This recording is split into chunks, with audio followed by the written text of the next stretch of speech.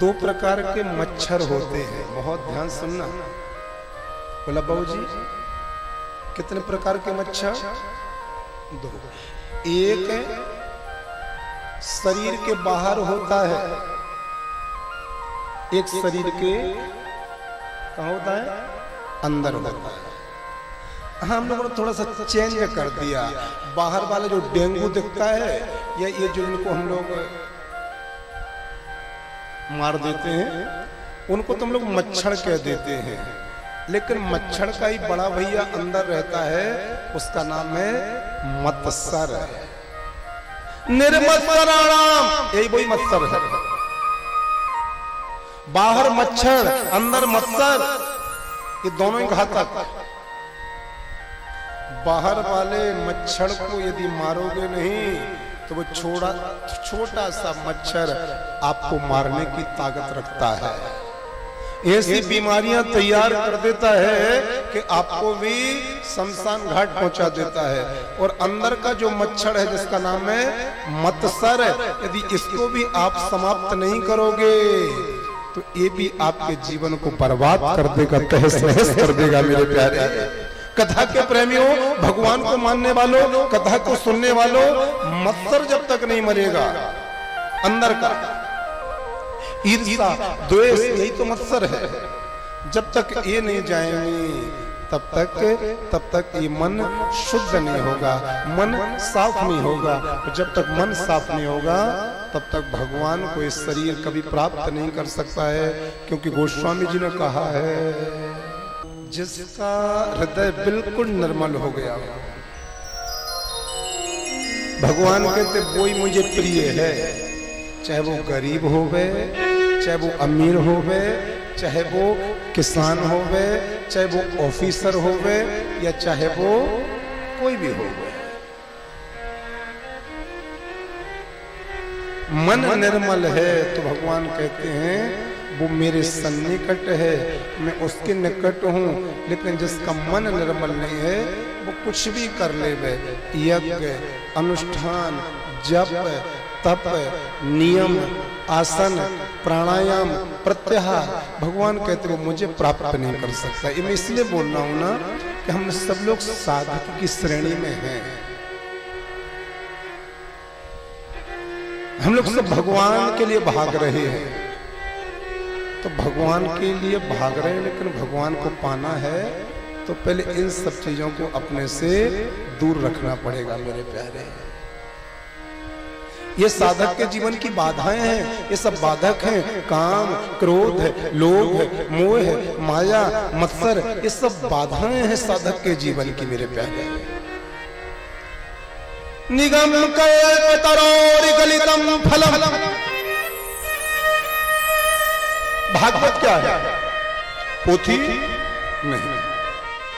भागवत क्या है? पुस्तक नहीं। भागवत क्या है? पुराण नहीं। भागवत क्या है? शास्त्र नहीं। भागवत है क्या फिर?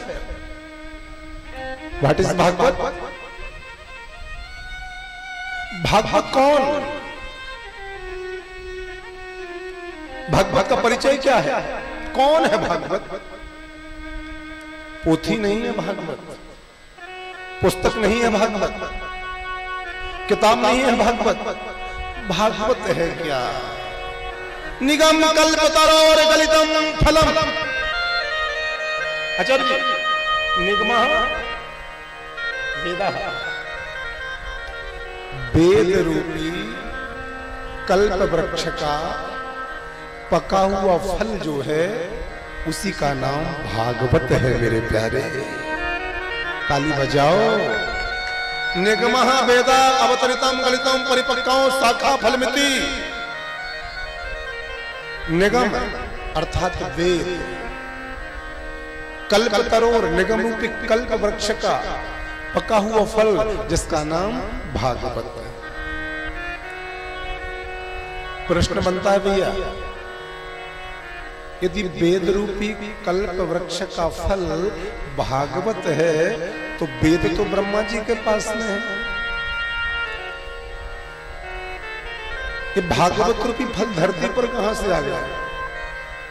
वृक्ष जहां होता है फल भी तो वहीं होते हैं ना।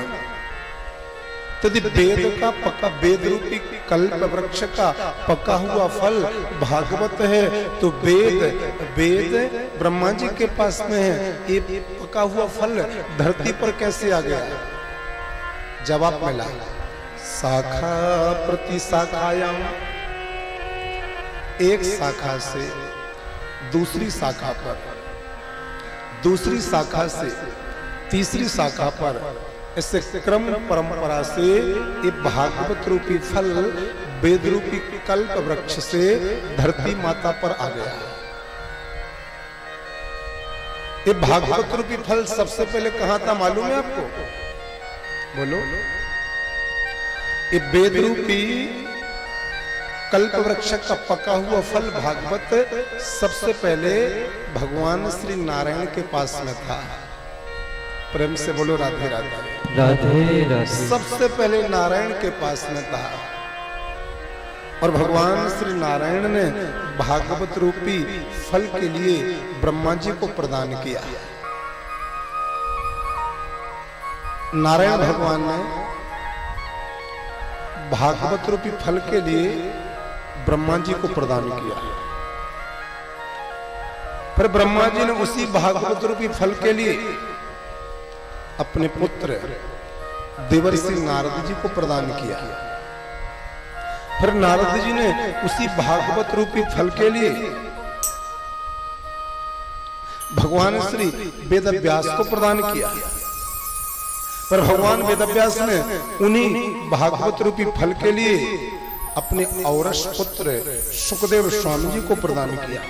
पर वही भागवत रूपी फल सुखदेव स्वामी जी ने महात्मा सूत जी को प्रदान किया।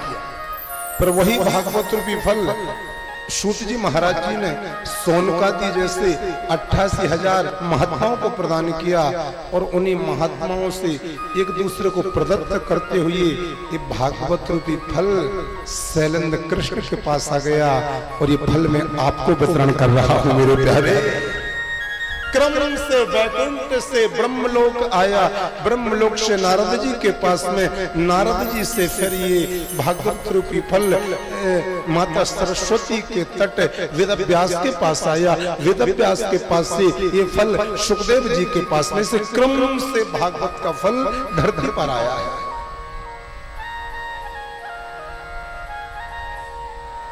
कुछ महात्मा बोले, बड़े भैया यदि भागवत फल है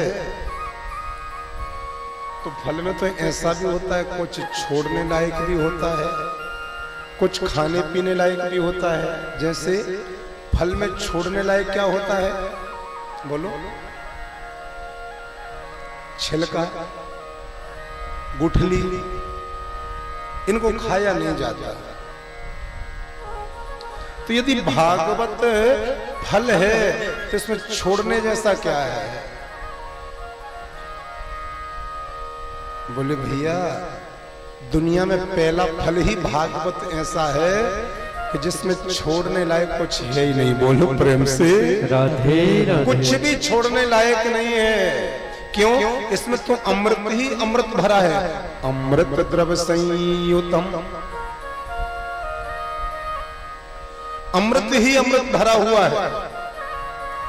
अमृत की तो एक बूंद नहीं, एक बूंद का जो 100वां भाग होता है उसको भी नहीं छोड़ा जाता है। 1000 प्रयत्न करो इतनी सी भागवत की कथा छूटे ना, बिल्कुल भी ना छूटे। क्योंकि रस का भंडार है, भक्ति का भंडार है, प्रेम का भंडार है, ज्ञान का भंडार है, वैराग्य का भंडार है। सब कुछ मिलेगा भागवत में। प्रेम भी मिलेगा, ज्ञान भी मिलेगा, भक्ति भी मिलेगी, वैराग्य भी मिलेगा, तत्व भी प्राप्त होगा भागवत में, सब मिलेगा। एक महात्मा बोले कब तक पिए इस रस के लिए? बोलो आलियम मृत्यु पर्यंतम, जब तक हमारी मृत्यु ना हो जाए,